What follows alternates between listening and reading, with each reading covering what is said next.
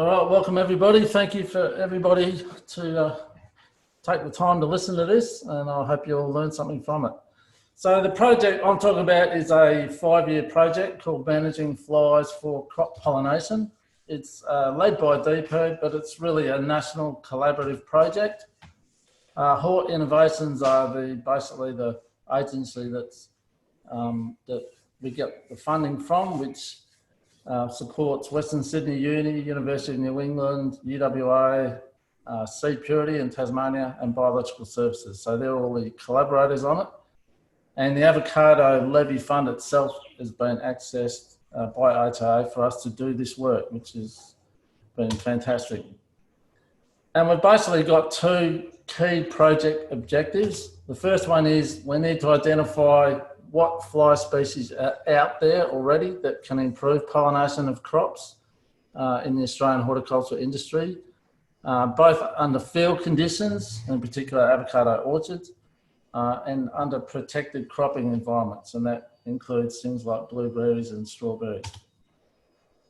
Once we've identified what insects we think are going to be really good pollinators, and that obviously takes quite a bit of work, we then need to decide, okay, can we mass rear these insects?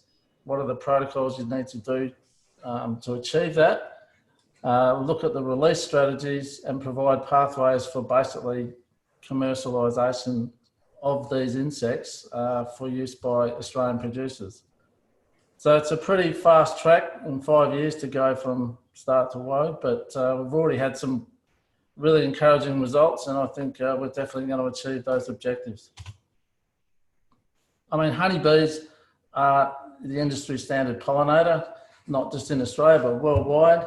And from what we know with avocados, it could be anywhere from 2 to 5 hives per hectare that are being utilised.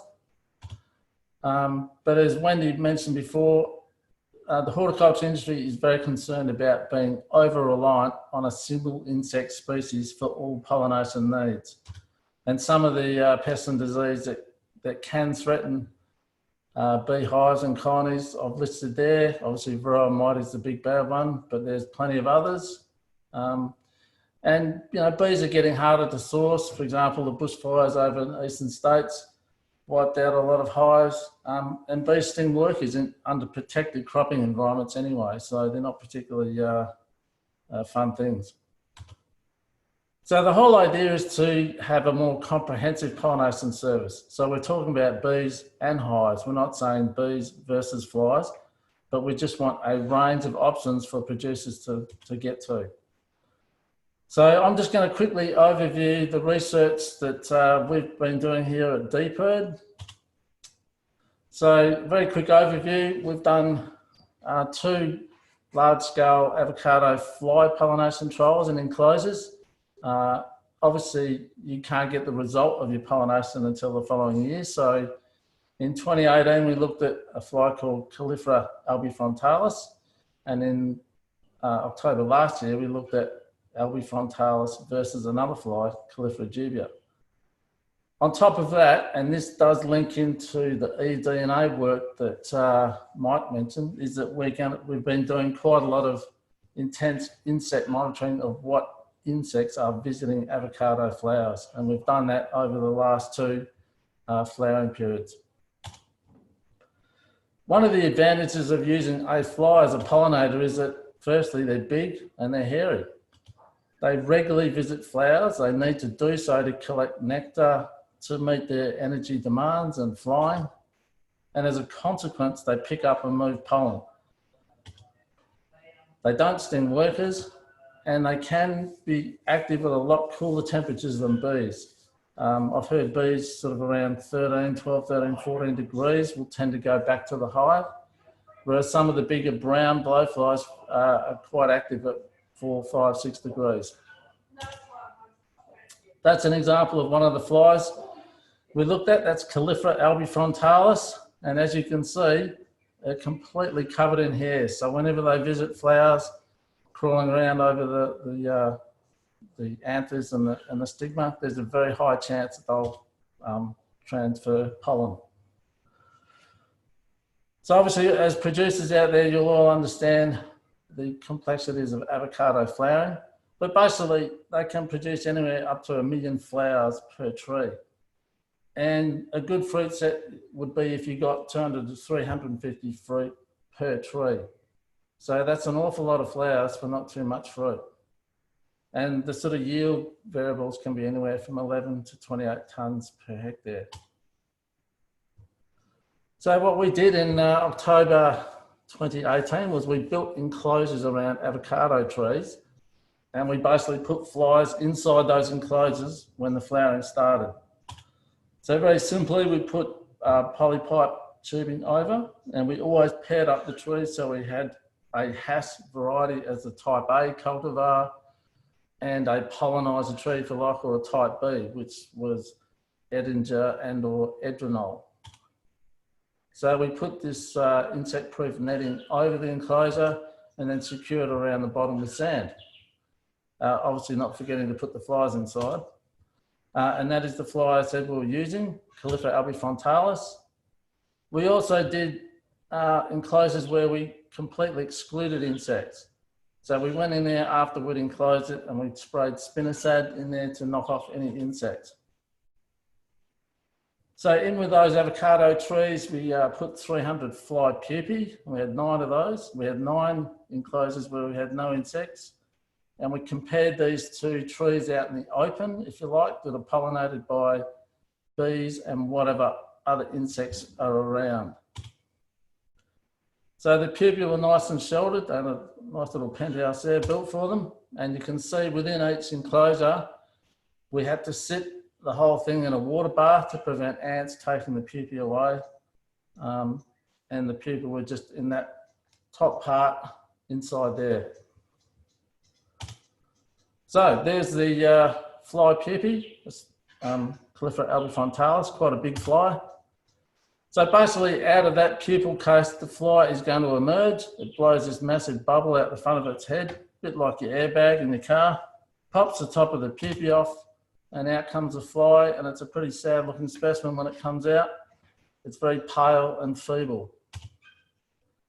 Anyway, one of the issues we encountered, and we didn't really expect, was we got nearly 30% of the fly pupae became parasitized by some local micro Hymenoptera. I say micro because they're only about 2 to 2.5 millimeters long. So these pupal parasitoids, so there's an example on the left. The evidence that they've been in your pupae is a nice little drill hole where the adult wasps emerge later on. So the fly you have has been consumed by the wasps. We can get around this issue very simply if we use older pupae. So from the left to the right, we've got a newly formed pupae right through to the flies about to emerge at about 12 to 14 days. If you use pupae anywhere from 10 days or older, they just cannot be parasitized by the wasp. They can't take over. So that's one option. Or the other obvious option is don't use fly pupae, but actually release your adult flies. So not the pupae on the left, but the flies on the right there. So after we had accommodated for the parasitism, so as I said, we lost about 30%. It ended up that we had about 200 albifrontalis in each enclosure, which was a bit lower than what we had actually hoped for. Now, one of the questions clearly is, how do we know how many flies to release relative to bees? So we did our calculation based on the known beehive density used in an orchard. So 3.5 hives a hectare, for example, in that orchard meant you've got 3.5 times 45,000 bees in each hive. So that means you've got over 150,000 bees present per hectare. However, in any one hive, all the bees aren't out foraging at once. So it can be as high as 40%. There's varying figures all over the place, but we just picked 40%. So that means you've got, you know, a lot less bees at any one time out foraging. So it's 63,000 bees. So you've now got an avocado tree density of 320 trees per hectare on the orchard we looked at. That equates to basically 200 bees per tree, or 400 per pair of trees. So remember, in our enclosures, we had 1 has and 1 type B tree. So we thought we should be releasing around 400 flies per pair of trees. So this is the first fruitlet count we did with that first brown blowfly. Obviously you can see where there was no insects at all. So where we'd gone in and sprayed out whatever was in there, the avocado trees produced nothing, literally. I think the average is about 2.5. The flies gave us an indication that yes, they can pollinate, but compared to open at the fruitlet stage, they're a fair way back. So there's the mean. So you're basically looking at 250 versus 50 of the first lot of flies we looked at. By the time we got to final fruit harvest, you could see that there was no change with the flies only, but there's a significant fruit drop in the open pollinated. Now, this doesn't mean that the flies' pollination was anything better. It just means that the trees can obviously handle that many fruit quite easily without dropping them. So the numbers came a bit closer, but in the end it was still 50 versus about 150. So we're about a quarter to 1/3 the pollination success of trees in the open with bees and other insects. So in 2019, we then thought, okay, let's look at albifrontalis. So with that, again, is our sort of base fly that we've started with, and we compared it with the western blue-bodied blowfly. As you can see, it's got a shiny blue panel on its abdomen.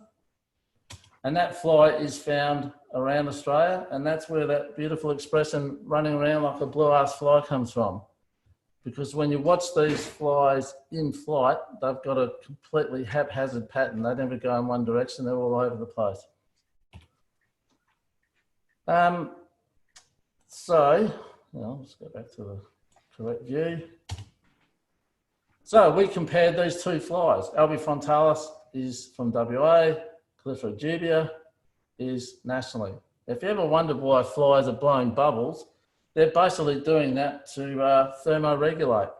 So they blow the bubble out, the outside of the bubble cools, and then they draw it back in and they get chilled down. So there you go, evaporative cooling.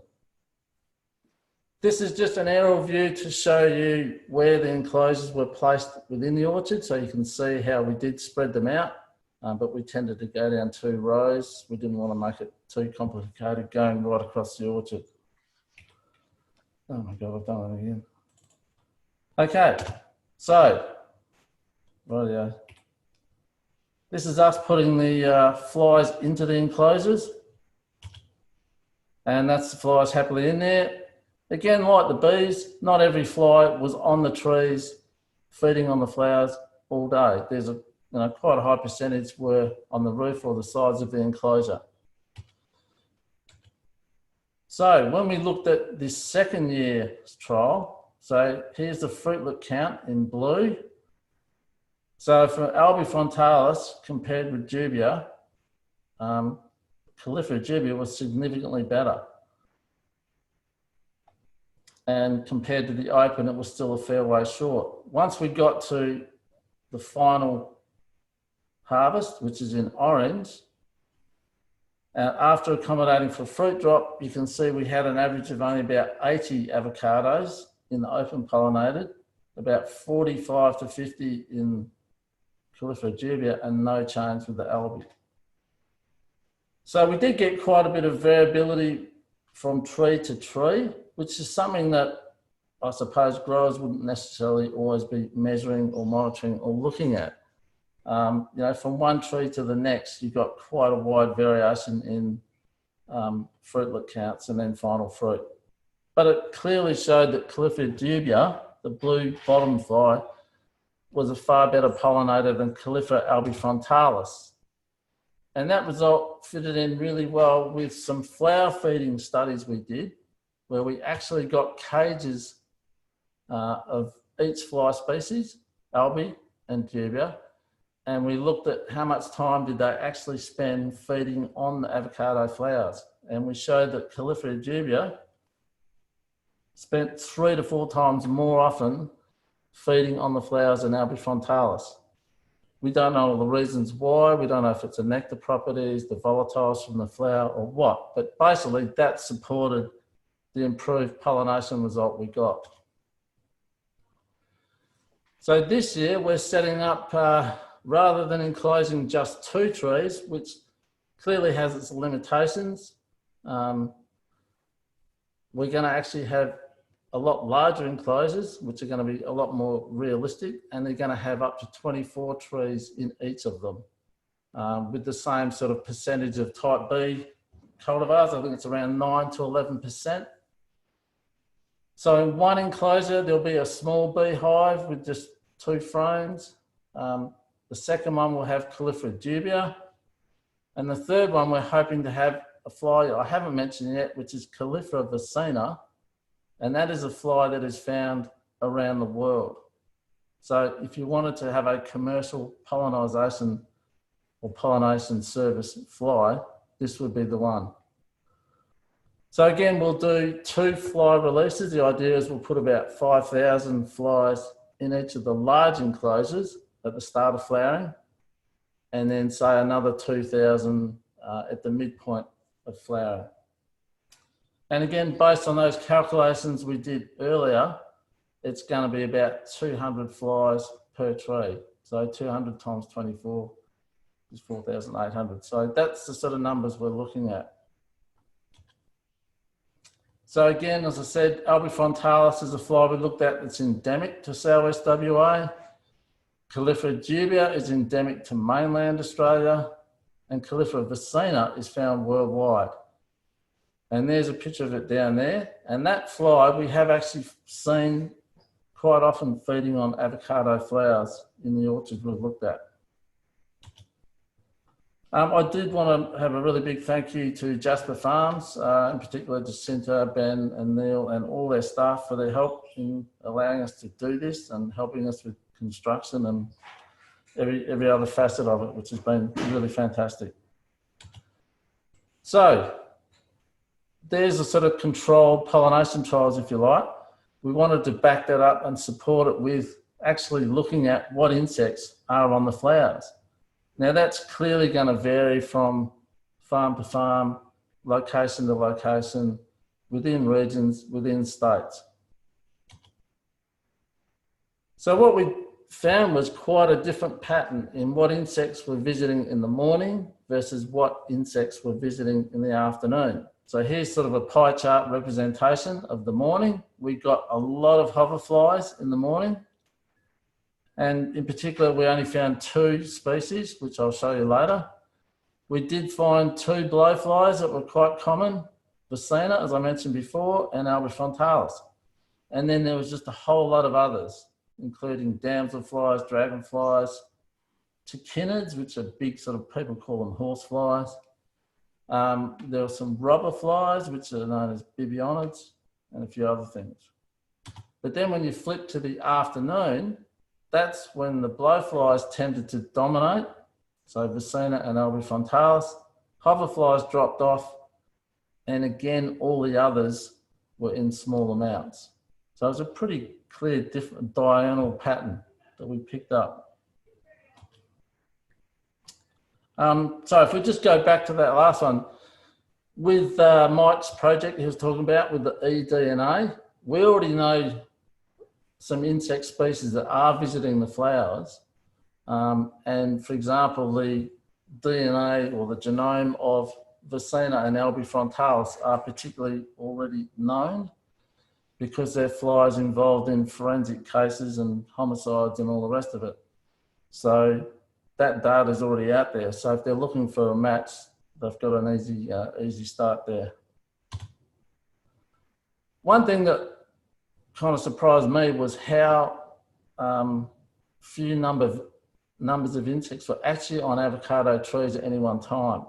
Now we spent about 3 minutes per tree, just standing, walking around 4 positions around the tree and looking for any insects on the flowers.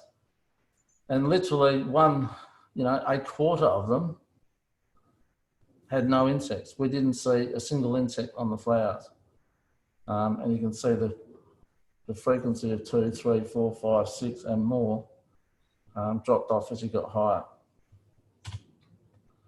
So I'm going to do a quick pictorial images of each of those insects I mentioned, so you know what I'm talking about. These are the 2 hoverflies that we saw. This is a very large one, which is probably a melangina, which probably doesn't mean anything to anybody. And then this a lot smaller syrphid. So we've collected these and we've sent them off to get identified by taxonomists. Unfortunately, the world is running short on taxonomists. Most of them are either in their 90s or they're not with us anymore. So that's a close-up of that hoverfly. They do spend a lot of time, obviously hovering, that's why they're called hoverflies, but then also moving onto the flower and feeding on the flower. And that's the smaller one and a bit of a close-up. Some of the blowflies I saw, so this is Calliphora vicina again. So it's got a sort of a greeny blue metallic sheen on its abdomen. There's one of them on an avocado flower. That's albifrontalis, so you can see its mouth part extended right over the flower when it feeds, and all those hairs underneath that I showed you earlier would be brushing across those anthers. This is a tabanid, which is a family known as horseflies as well. We didn't see a lot of them, but again, it's a big hairy fly, as you can see, with all the bristles coming off it. So we wanted to know, okay, I know we inspected and looked at and saw 2 blowfly species on the flowers, but as a backup, we put out some protein-based traps all through flowering to see what blowflies, filth flies, nuisance flies were there. And you can see the first week of flowering, it's dominated by vicina and Calliphora albifrontalis, which supports what we saw in our flower visits. All the other species of blowfly were in very low numbers. And that same pattern was evident right through till the 5th week of flowering. Again, vicina albifrontalis. We did see quite a few ANTHOMYIIDs, they're called, which are known as flower flies. We actually didn't see them very often on flowers, which is quite bizarre. But anyway, there were quite a few of them around. A lot of robber flies, and pretty much every robber fly we saw was either mating or it was in, there was a mating swarm above the trees. So you'd see this huge swirl of small insects above the tree. That's just a mating swarm of this fly. We saw BIBIONIDS, which I mentioned before. They're commonly known as March flies, which is a completely wrong name because they're not active in March. And they're typically known as love bugs. Again, you can see they're paired up and they stay paired for several days. That's an example of one of them that we did see actively feeding on the flower. And we thought, wow, this could be a potential pollination agent, but they're very short-lived. 5 to 6 days if you're lucky. And they literally just arrive and disappear within a week or 2. SARCOPHAGIDS, flesh flies, one of my favourite flies. Sarcophagus, as in coffin or death. They were seen, that's a really nice picture of one feeding on a flower there. And then we saw a whole lot of other flies, but we never saw them on the actual flowers of the avocado. And that were things like DOLICHOPODIDS, these long-legged flies. They're just sitting on the leaves, waving and showing off. Same thing with these SEPSIDS or black scavenger flies. And black soldier flies, who some of you have probably heard of in terms of waste recycling. The adult flies have no mouth parts. They don't feed, they don't bite humans, they don't touch humans. They live for 3 days, they mate, lay eggs and die. So this year we're going to extend out our fly monitoring to look at orchards in Gingin, which is about 100 k's north of Perth, down at Busselton again, and we're going to go a lot more inland and look at some orchards in Pemberton to see what other pollination agents might be out there. And some of the other insects we found on the flowers include longhorn beetles, SYRPHIDS, some cockroaches, damselfly. That's a really cool picture of a damselfly, which I can't claim as mine, unfortunately. Dragonflies. Okay, so damselflies have got their wings folded over their abdomen, and dragonflies have their wings out. And harlequin beetles. So that was pretty much the diversity of what we saw, which is not huge, but it was still pretty good. So that's it from me. So yeah, look, I appreciate any questions, queries, ideas, thoughts that you've got out there. So thanks very much.